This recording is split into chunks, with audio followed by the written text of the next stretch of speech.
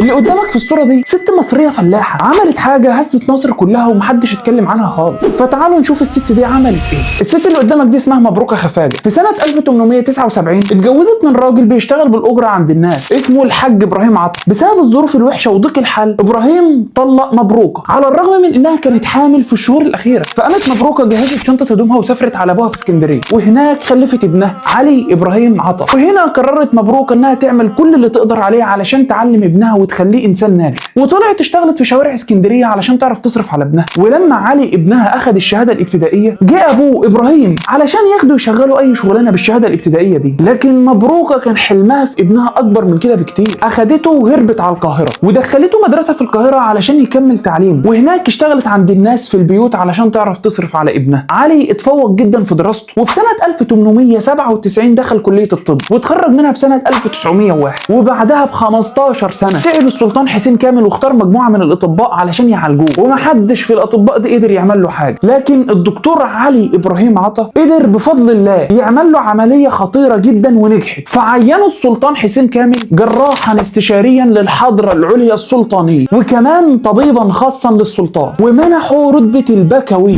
وفي سنه 1922 منحوا الملك فؤاد الاول رتبه البشوي. وفي سنه 1929 تم انتخاب الدكتور علي باشا ابراهيم اول عميد مصر بكليه الطب في جامعه فؤاد الاول، وبعدها اصبح رئيس للجامعه. وفي سنه 1940 تم تعيينه وزيرا للصحه. وفي نفس السنه اسس علي باشا ابراهيم نقابه الاطباء، واصبح نقيب الاطباء الاول في التاريخ، وكمان اصبح عضوا في البرلمان المصري. ركز بقى في الحته الاخيره دي، ده كله حصل ووالدته كانت فلاحه أمية مطلقة هربت بيه من بلد لبلد علشان ينجح ويبقى حاجة كويسة. ومرة سألوا نابليون قالوا له أي حصون الشرق الأوسط أمنع؟ قال لهم الأمهات الصالحات. علشان كده كانت معركتهم الأولى مع المرأة، عشان هم عارفين إن ضياع المرأة يعني ضياع جيل كامل. فأنت شايف بقى إنهم نجحوا في كده فعلا ولا لأ؟